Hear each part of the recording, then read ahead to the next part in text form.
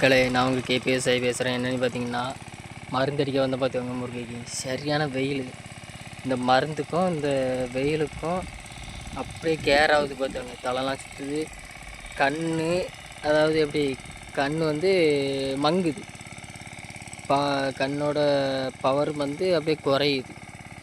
அதுக்கு என்ன பண்ணணும்னா, நம்ம ஒரு மாதங்கிட்ட மருந்தடிக்காமல் இருந்தோன்னா அந்த இது சரியாயிடுது. அதே மருந்தடிக்க ஆரம்பித்தோன்னா கண் அப்படியே மங்குது.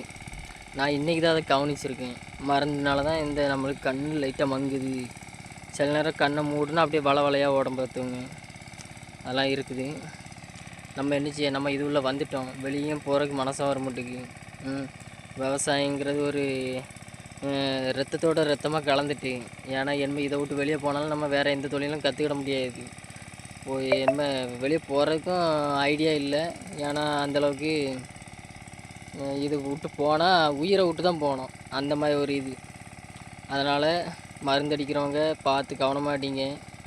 நாங்கள் மாஸ்க்கும் போட மாட்டோம், கண்ணுக்கு கண்ணாடி போட மாட்டோம், கைக்கு க்ளவுஸ் எதுவுமே போடலை. ஆனால் எங்களுக்கு எல்லாமே எங்கள் ஓனர் வாங்கி வச்சுருக்காரு, தருவார். ஆனால் நாங்கள் போட மாட்டோம். போட்டால் இந்த வெயிலுக்கெலாம் அதை வச்சு போட்டு சமாளிக்க முடியாது. அதனால் நீங்கள் அடிக்கிறவங்க கையில் க்ளவுஸு மாட்டி எல்லாமே பயன்படுத்துங்க. சரியா மக்களே?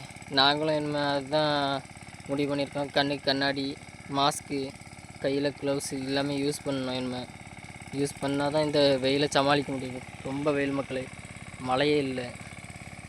சரி மக்களே, பார்த்து கவனமாக இருங்க. விவசாயம் பண்ணுறவங்க விவசாயம் பார்த்து கவனமாக பண்ணுங்கள். சரியா? பாய்.